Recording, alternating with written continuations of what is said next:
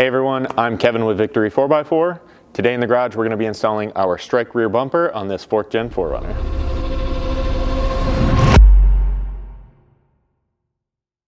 Now the very first thing you do can be to mark out this cut, and then we can just kind of work around it as we do a little bit of disassembly before actually cutting the fascia.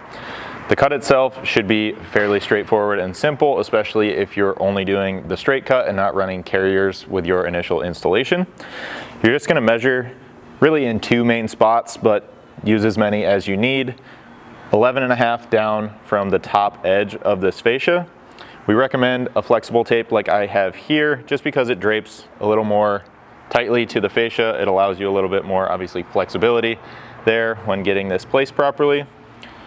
So I'm just a couple inches back from this body line. I'm going to let this hang straight down, kind of perpendicular to the ground.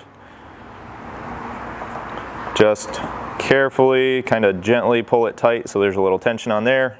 And then I'll just make a Sharpie mark right here, just directly on top of the paint at 11.5.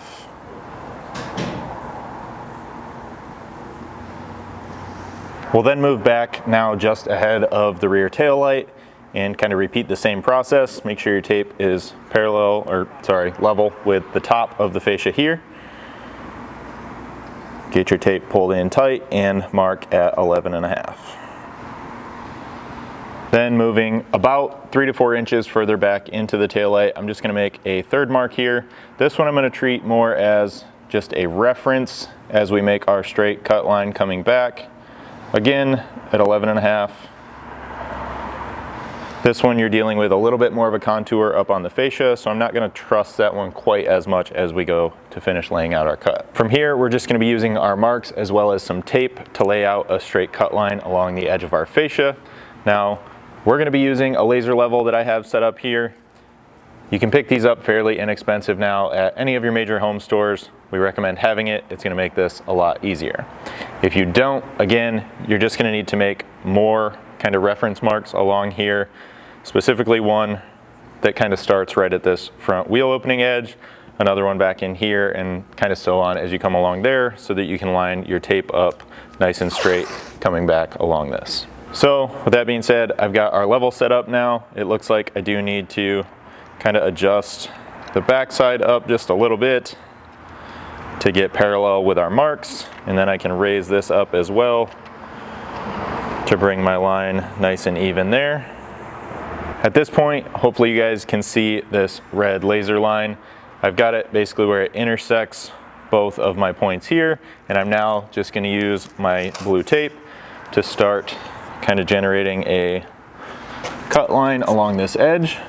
Just kind of bringing my tape down right until I can see the start of that red laser intersecting with the edge. Again, using my Sharpie marks as a reference. And then when I get a little further back here, my laser line kind of fades out, gets hard to see around the contour of that fascia. So we'll just rip the tape. We'll kind of reposition this, maybe remeasure just to kind of check things and continue our line. Now at this point, I've moved the laser around the back corner of the vehicle and kind of re-leveled things back up using our marks out here as a guide.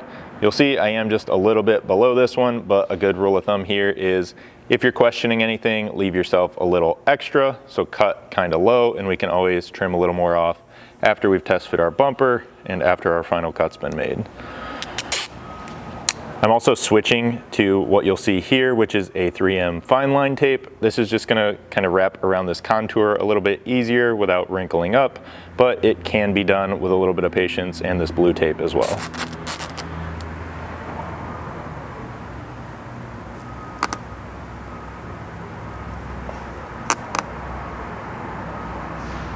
As we make our way around now kind of in line with the back corner of the tail light and get our flexible tape measure back in here, with this kind of pulled nice and tight to the contours of the fascia, you should wind up at 13 inches where your line intersects the rear fascia along here. Again, that's a reference. Pay more attention to your laser, but that is a good reference measurement. Then moving back to the rear hatch opening, you're basically looking for where the black textured surface meets the painted surface, and you're going to be cutting right along the edge there where those two meet. We're going to mark that out with tape just to kind of be safe and clear with where we're cutting. And you'll just carry that line all the way along, kind of out here to the end of this step. You then need to tie these two cut lines together. So for that, you'll come 2.5 inches off the end of this black textured surface and make a mark. And then from that mark, you're just going to run parallel to that black textured edge. So you're kind of freehanding it here just a little bit as you come out toward the back of the vehicle. Once you have this laid down, you can always kind of just double check and make sure you're still at 2.5 inches along there, or you really could have made another Sharpie mark out here as well. But this part is not quite as critical as some of the others on how it fits to the bumper. And then you'll see that I just need to make a small extension to my tape along here.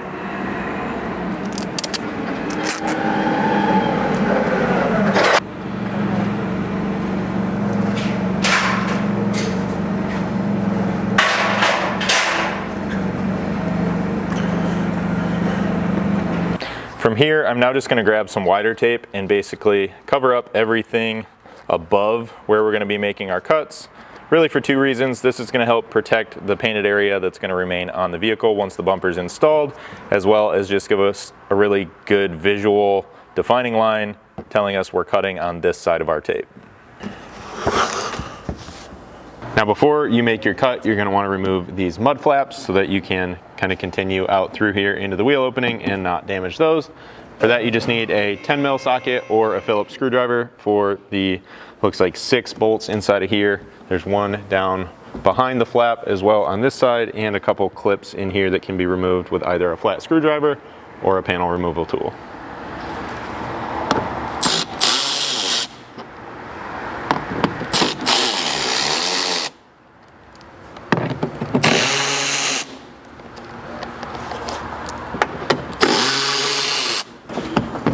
And just make sure as you remove your last fastener that you have a hold of the mud flap so it doesn't fall. And then really this step could be completed before you mark the cut as well. It's really just up to you. Then moving down underneath, you're going to have another screw here, and then the same thing over on the passenger side that need to be removed. This one was kind of broken off during our R&D process. Doesn't really matter if yours do the same thing because we are not reusing bolts in those locations. Now for those of you equipped with a tow hitch, that can be removed right now as well.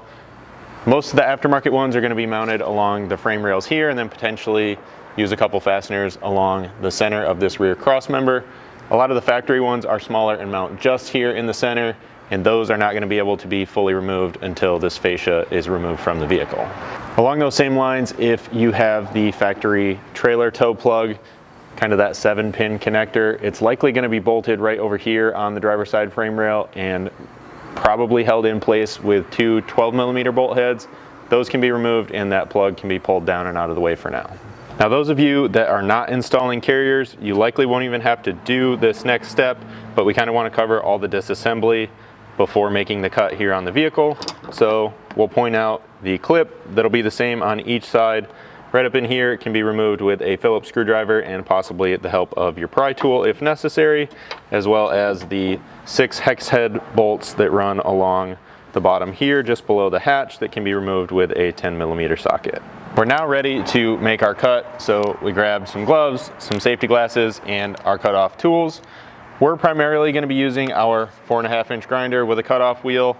Most of us have these. It's going to be kind of the quickest, easiest thing to get this done. I might use a smaller one like I have here once I get into some of those tighter areas around the rear door. If you don't have this, we also have sometimes used an air saw or even a Sawzall in some cases, but that one you got to be careful because obviously the blades wind up being a little longer and you got to take a little more caution with what might be behind here. On that same note, now that you have the mud flap removed, you can look back behind here and even reach inside of here so you can kind of see what kind of gap you're working with between this fascia and the vehicle. I believe the tightest it really gets in there is about 1 inch to 1.5 inches. So as long as you're only using, 3/8 to 1/2 inch on the edge of your cutoff wheel, you shouldn't contact anything behind there and you should be totally fine. So as always, kind of measure twice, cut once. So double check all your measurements, make sure you're happy with everything. And then it's just a matter of firing up your cutoff wheel and following the bottom edge of your tape. Again, be conservative with this if that's what you feel you need. You can go just below this line and always use a grinder to clean that up and kind of tidy up your final cut line.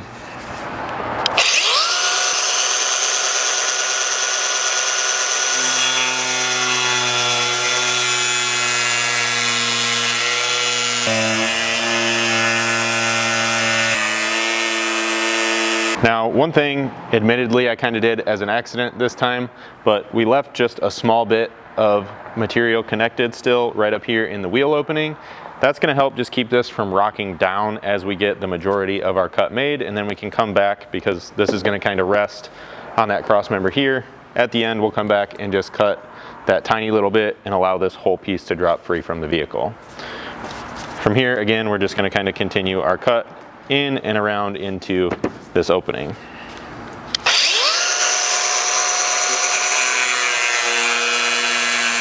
Now, as you come around to the edge of your tape line here, it doesn't really matter if you go past in this case, because again, this is the part that's being cut off and thrown away. But for example, when you get up into this corner, you're really just going to want to cut right into the corner of your tape. A good thing that kind of helps out in here is just a nice drill bit. You can use a step bit like I have here, or even just like a 1/2 inch drill bit, for example, and kind of drill a hole in this corner, and then you'll just cut right into the edge of the hole and not have to worry about getting all the way down into that 90.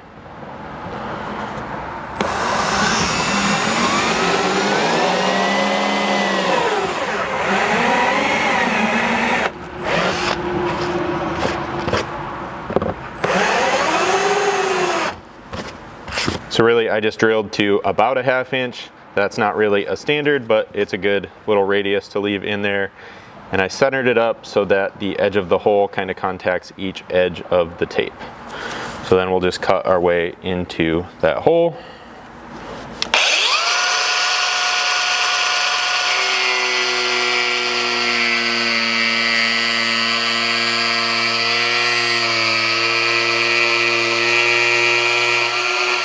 And then again, we'll still have a little bit of cleanup work to do on those edges later on, but we can now continue our cut across the center and then basically repeat that outside cut on the passenger side.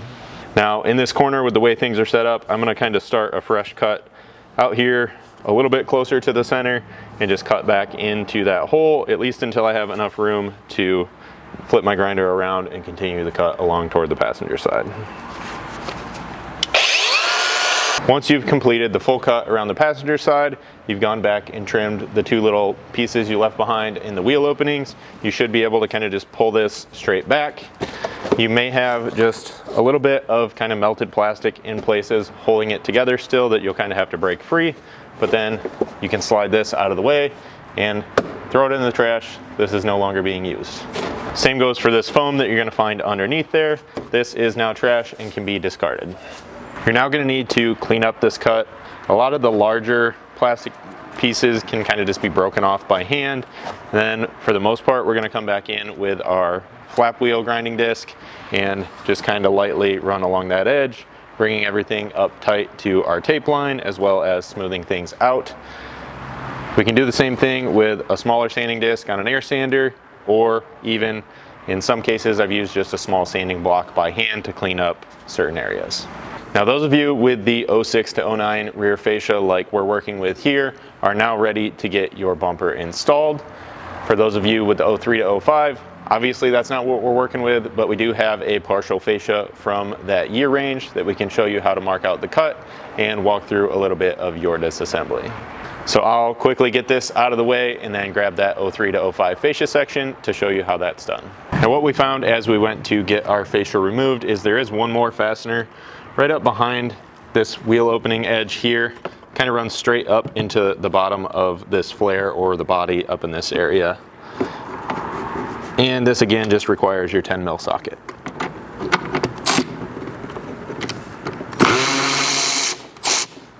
Once that's out of the way, this is just snapped into a plastic retainer along this edge, so you should be able to just kind of carefully pull straight out and pop that free. So with our 03 fascia installed on here, you can kind of see we've already marked out part of the cut. This is going to start out identical to how you did it on the newer fascia.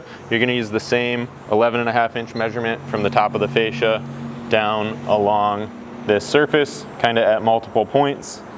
And then once you get out here where this kind of starts to bulge out too much past this radius on the tail light, things are going to change just a little bit. So again, we're only talking about the straight cut as if you're not running carriers at this time. If you'll remember, on the other fascia, we made a measurement here kind of at the back corner of this taillight, and you'll do a similar thing here from the top of your fascia coming down. However, in this location, that measurement changes to 14. And then obviously you'll see we now have a reflector here. That is really only gonna matter when it comes to making the cutout for the carrier spindle cutout. Now once you've marked here as well as out on the sides, again, you're just going to be connecting them around the back of this radius. However, this earlier fascia does kind of sweep under a little more aggressively, and it can be a little more tricky to get a nice straight line across there. So on one hand, you're going to have to kind of trust your eye as you make that connection, and then the laser that we mentioned earlier as well is going to help out a lot here.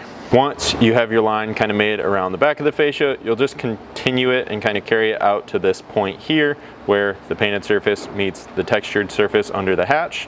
And then from there, you'll just be marking straight in right along this edge, kind of very similar to what we did on the other fascia.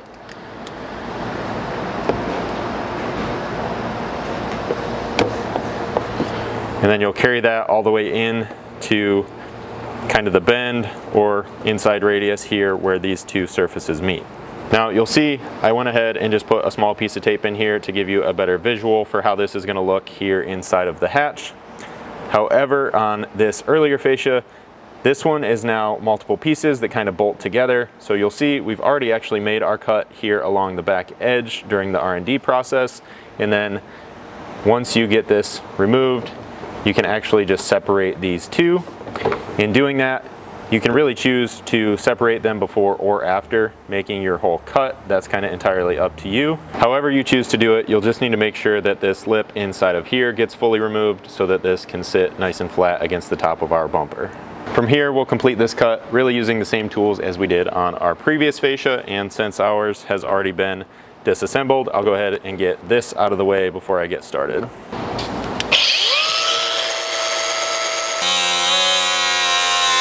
So with the cut complete on this style fascia, it should look something like what you see here, and then we can move on to getting our bumper installed. For that step, I am going to go ahead and just completely remove this fascia as well as this rear center section, and really recommend that you do the same because we can always do our final fitment once the bumper is on. Now with our fascia out of the way, you can now see the bracket here as well as kind of the bar style brace over here. Those are typically for your spare tire to rest up against when tightened up underneath, and are either going to need to be bent out of the way or removed from the vehicle for our bumper to be installed. We've already kind of bent these ones down out of the way just during the R&D and bumper test fit process.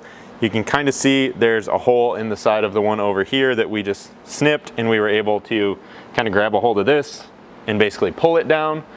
The bar style mount on this side is a little bit stronger and is going to take a little bit more work, likely from a good size hand sledge or even a large sledgehammer. Since you already have your cutoff wheel out to make your cuts on the bumper fascia, we're going to recommend that you just simply cut these off and remove them from the frame, and then of course grind any rough or sharp edges and touch that up with some paint.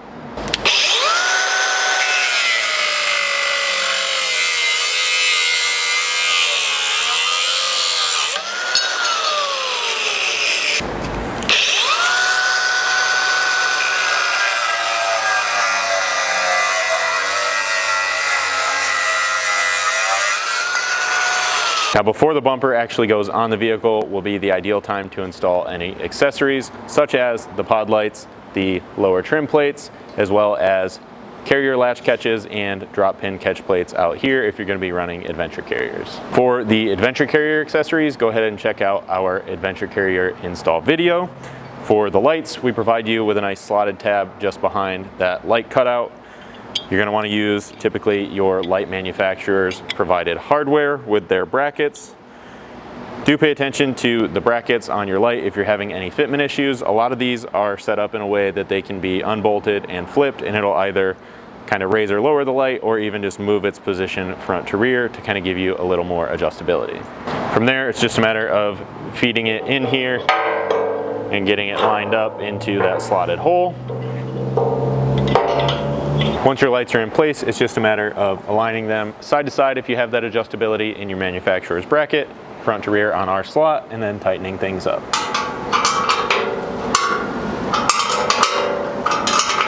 Next, you can install the lower trim plates using 1/4-20 button head hardware. These are not side specific, so you'll just have to flip it to fit the opposite side. Then you can just line it up with that high lift hole and get all your hardware in place.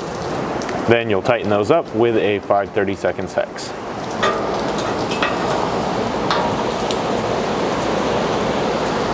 And then you can just repeat that process on the other side. Now we also provide you black plastic caps, again for those of you not installing carriers at this time.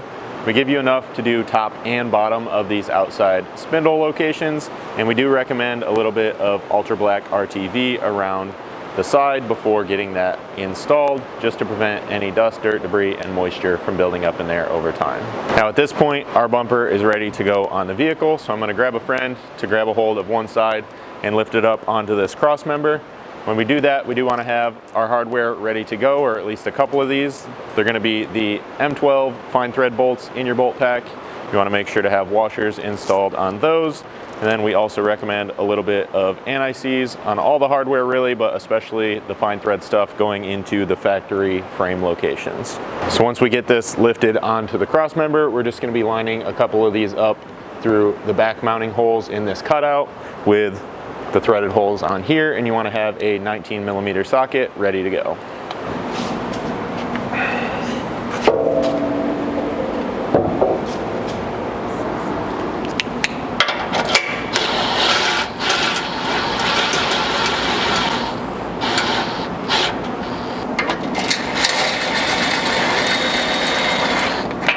Now that we have the bumper on the vehicle, 2 bolts holding it in place, we'll start the remaining 2 back here, and then we can move underneath to start our remaining underside hardware. You want to make sure to leave these just a little bit loose so you have your side-to-side adjustability during that installation process. Now underneath here in these 2 main mounting holes, you'll be installing 2 more of those M12 fine thread bolts. Ours, being in a wonderful Rust Belt state of Michigan, had some issues here. We had to swap these out for some 1/2-inch nuts as a replacement, so you'll see me install this 1/2-inch bolt. Now do pay attention as you're getting this hardware installed to the gap between the bumper itself and the vehicle frame. We provide you with a set of spacers that can go in here if necessary to both fill that gap or help with alignment of the outside wings in making sure they're parallel to the body. Then right here on each side of the receiver tube, you've got some cutouts where you'll install 2 more of those Gold Zinc M12 bolts. Again, we had to replace these with 1/2-inch.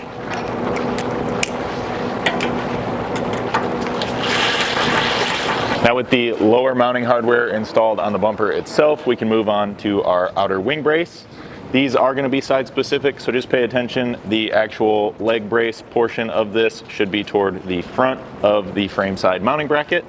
And then they're going to install by slipping them up in toward the bumper and then up on the frame side. Now here on the frame side, you'll secure this using the M8 flanged hex head bolts.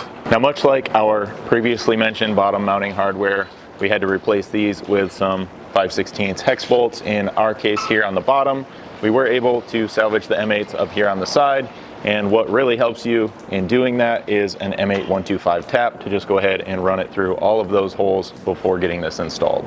Now when the time comes, you'll tighten those with a 13mm, however you want to leave those a little bit loose still until we get all the hardware installed on the outside here. The hardware on the outside is going to be 3/8 hex bolts. You'll have 2 of them with washers and flange locking nuts.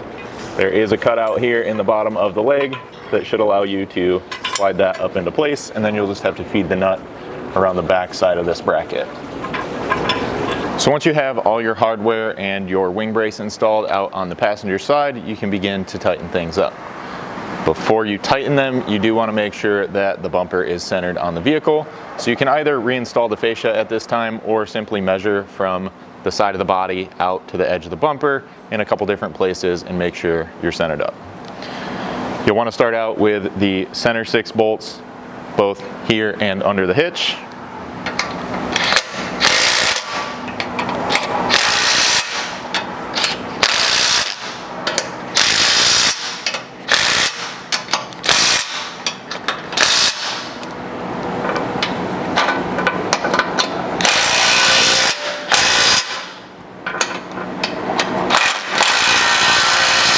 You can then move back underneath and tighten your two 12mm bolts here on each side.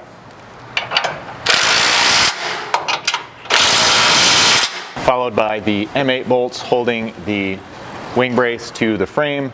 You'll start with the sides, pulling it in tight, and then tighten up the bottoms.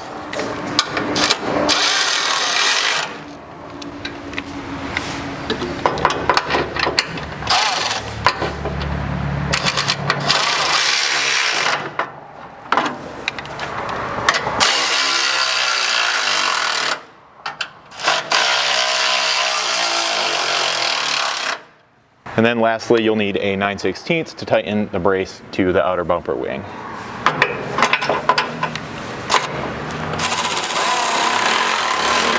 Now, over here on the passenger side, just something that we did to get a little more clearance to get this hardware installed is remove the exhaust hanger from the exhaust itself. That's pretty quick and easy with just a little spray of WD-40 or something similar on the end of this hanger, and then a pry bar between the mount and the rubber hanger itself. You can pop that free temporarily and pull this down out of the way. Out here, as you're tightening up your wing brace, one kind of final measurement and adjustment you might need to make is just checking from the top face of the bumper here up to your body line. Go ahead and measure that. And for example, we're seeing about 1/8 of an inch higher on the front edge of this wing. Not a big deal because our wing brace is slotted vertically, so we can loosen that back up, push down on here just a little bit, and tighten that back in place to kind of make some fine-tuning adjustments there. Once you're happy with that alignment and you've got everything tight, we can now reinstall our cut fascia. At this point, you can see with our fascia installed, our bumper fully tightened up, that we do still have a little bit of an uneven gap up here, and you guys might encounter that as well. It really just depends how well you marked out this cut in the very beginning of this process. So you may have to mark and make some minor adjustments to this here, but before you do that, you want to make sure that this is located properly from side to side. For that step, you'll need to grab the mud flaps that you removed earlier on, and you do have to make some slight modifications to these. One we already made on this driver's side flap is removal of the tab down here at the bottom, and then a very small locating tab up here just above this hole that needs to be ground down as well. Just as an example, I've got the passenger side flap here so you can see that tab and that smaller locating tab out on the side. Once you've done that, you need to decide if you want to reinstall this in its full mud flap form or make a little bit of a cut down here to kind of clean this up and not leave anything hanging down below the bumper. That's really just up to you and how kind of high clearance you want this to be. So either way, you want to start by reinstalling this using the factory mounting hardware in basically the 6 holes above here.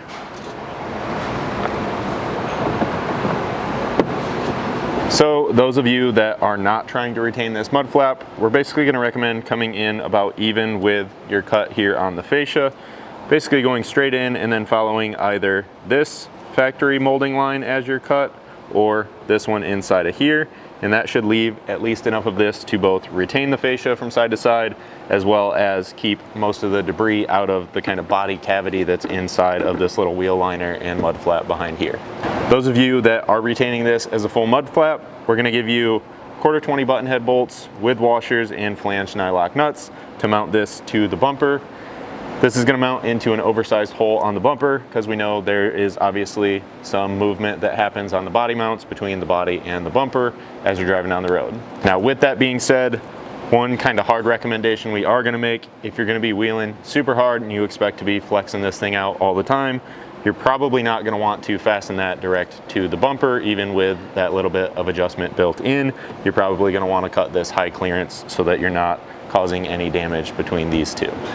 Now, as you'll remember, we still needed to make our final adjustment to the cut now that we have the mud flap retaining this fascia. So we don't want to fully install and secure the bottom side of this just yet. How you choose to do this part is kind of up to you. You are going to want to bring it up even with essentially the widest gap in your cut, just to make things look nice and clean and even along this line. So I've done enough of these that I'm pretty confident that I can kind of start out back here at my widest point and hold a pretty accurate line as I run my way along the edge of the bumper here. And then obviously I'll just have to flip around and kind of finish up that end where it kind of dropped off. But that'll be a pretty good starting point for me to blend this in and even things up. You could just as easily measure that. It was about 1/4 inch it looked like there, and then lay that back out with another straight piece of tape, very similar to how you did your cut earlier on. With that marked out, we'll just have to remove a couple of the fasteners here for that mud flap, holding it to the fascia so that we can pop this out and clean up that cut.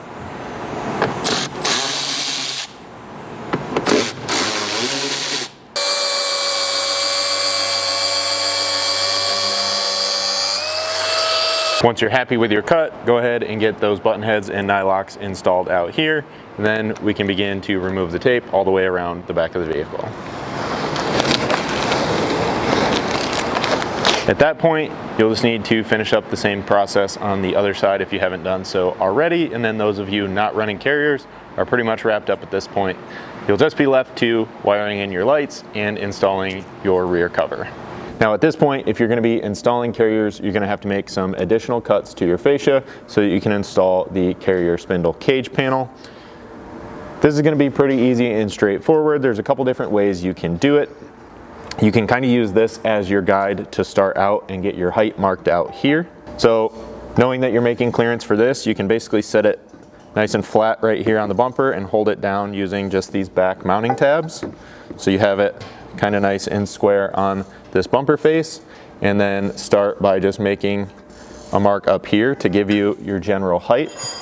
Now just as a reference, that height comes out to be about 7 5/8, which you can really just mark all the way across this back edge.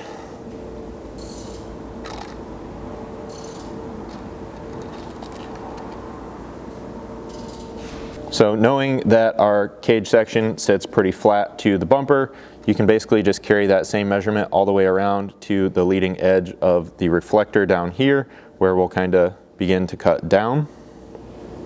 Then for those of you that have the laser level and were using that to make your initial cuts, you could bring that back in here and you just have to make a couple of your 7 5/8 marks as a reference. As long as you know your vehicle is sitting nice and flat, you could then use that laser line as a guide to get your tape in place across the back here. So then out here on the side, once you're happy with this top mark, you'll just take a tape measure and you can measure from the leading edge of the bumper here at the rear wheel opening all the way back and make a mark starting here at 21.5. And then you'll just need to carry that straight up perpendicular to this face. How you do that, again, could use your level, you could use just a straight edge like I have here. This gets just a little bit tricky because there is a pretty heavy radius to this, but it's not too difficult to kind of track that with a square and get this marked out.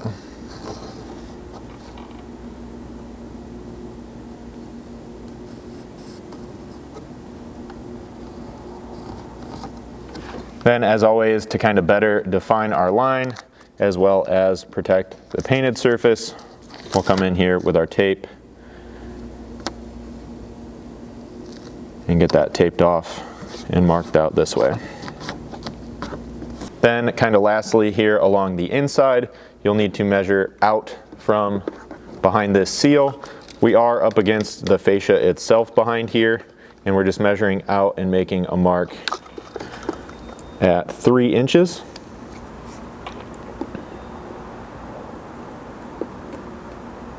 So I'm then going to bring my laser back in here and set it up with a vertical line.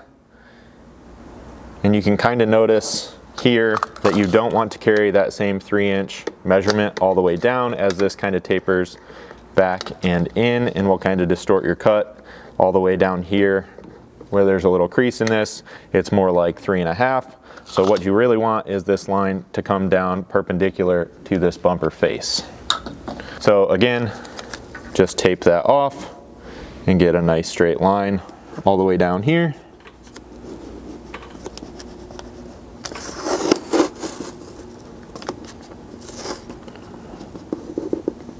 And then to kind of connect the dots between your vertical line here and the horizontal line here along the back edge, you'll measure down from the tail light, make an additional mark at 4 inches. And then again with a piece of tape, you can finish this up.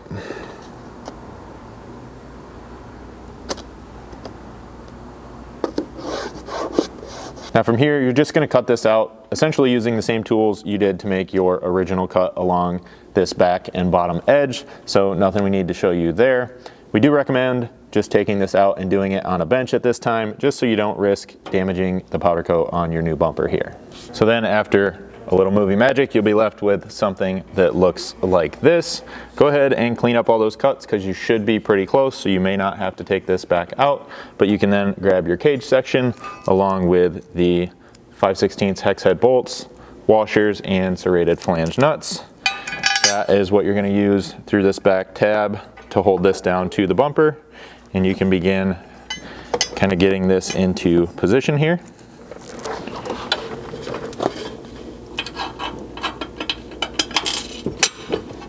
You do want to get those somewhat tight so that you know this is kind of sitting as close as possible to its final position, but this will not be permanently installed just yet.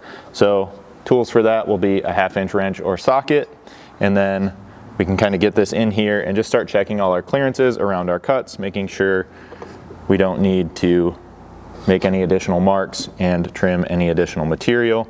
It looks like ours does get just a little bit tight along the top here, so I'll probably pull this back out and just trim 1/8 of an inch or so off of this top edge in this corner for ours. After you are completely happy with your cut, you will have to take this out one final time because you do need the vertical space and clearance here that this is covering up to get your carrier and carrier mounting spindle installed. For more information on that, you're going to want to check out our carrier installation video that should be linked on the product page where you bought this bumper. And then with all that in place, this can be reinstalled and permanently tightened up for the final time. And then for those of you installing dual carriers, you'll essentially repeat this exact same process, just in a mirror image over on the other side. So when you go to cut the newer style fascia, the cut process is going to be essentially the same. The main thing that's going to change is the measurements and where you cut. And that is because the carrier cage assembly you see here is just a little bit shorter and potentially just a little bit different in width. So again, you could pretty much just use this as your guide to achieve most of your measurements and marks. For example, if you put this in here and mark just above the top, and then just check that with a tape measure just off the top edge of the bumper, you'll find that that is pretty much just above 6. 6 is the number we typically go with here. So you can make your marks along the back edge. Give yourself several marks here so that you can kind of connect the dots as you come across. Now once you have a few marks in place here, you can either use your tape and connect the dots to give yourself a nice straight line. You could also go back to your laser level. You can kind of do this as a reference even if you're just going to kind of plan to use the tape. But basically, go ahead and mark your top line out. We're basically just going to the top edge of our marks here, knowing that that was the bottom edge of that carrier cage. Carry that around the side. As far as where to stop over here, you're going to want to come 6.5 inches over from the vertical edge here on the inside of the fascia where it kind of meets the tailgate.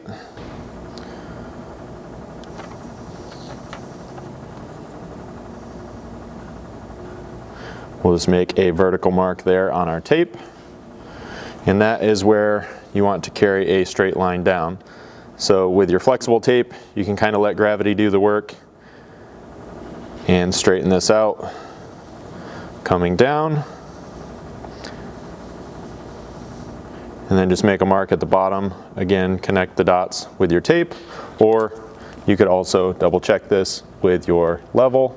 Now you may be able to see I do have a little bit of discrepancy in my two lines there when using the tape and kind of just dropping it vertically. So be aware of that. You may want to kind of err on the side of caution, as it's always easier to trim more later on. But continue to mark this out with your tape.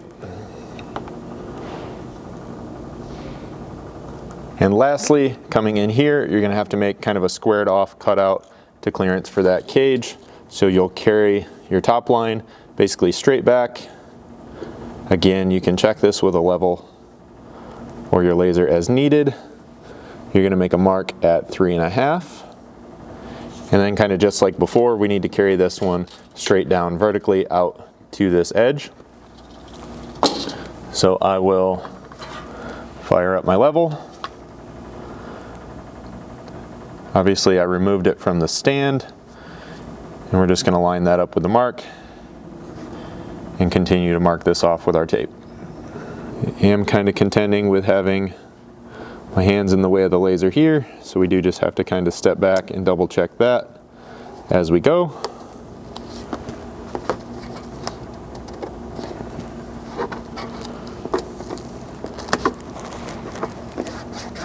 Now those of you not working with a laser, you can simply flip this around, kind of butt it up against this back edge, and again, just using the part itself as a reference, get a pretty accurate mark for your cut line here. And then, just like everywhere else, finish that off with your tape.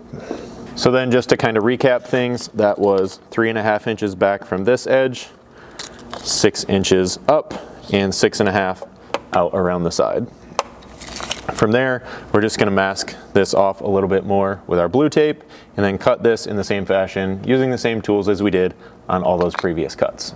Now again, after you get it all marked out, as you go to make your cut, it's probably the best idea to get this removed from the vehicle.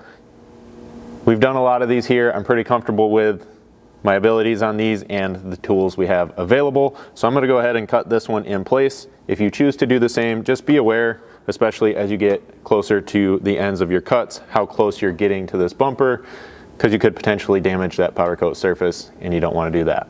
With that cut section removed, you can now find your 5/16 hex head bolts with washers and nuts. You'll also now grab the cage assembly. Basically, you'll have to slide this in here to kind of check your cutout and trim to fit as needed from this point. Any adjustments you make from here should be very minor. And then obviously before you bolt this in for the final time, you will want to kind of clean up all of these edges. In order to install the hardware into this cage, you will have to reach up through the opening in the bottom of the bumper and slide it down through the cage and the bumper, as your mounting holes are kind of hidden in behind there. So we can slide this into place. Initial fit, this one seems pretty good.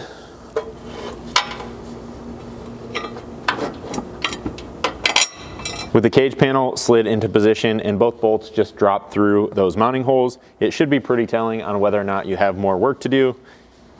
As you kind of get closer to finishing up your cut, it may be beneficial to throw the nuts on and just lightly, at least by hand, snug them into place. Just be aware that the holes in the bumper are a little bit oversized, so you should have some adjustment, just real minor at least, in every direction to kind of fine tune this. And then you can kind of finish up that cut and again, kind of clean up and trim those edges to fit. Now, once you are happy with the fitment and the positioning of your cage and the cut and everything here on this fascia, you will have to remove now the cage and the entire fascia assembly to get the spindles installed for your carriers.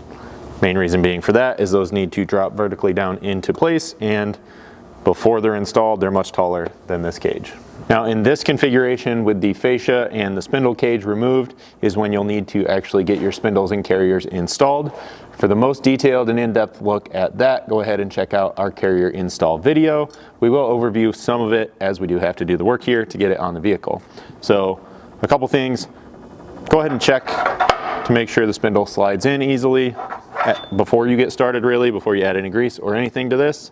Make sure that you get the pin track installed on the spindle before it goes down in the bumper.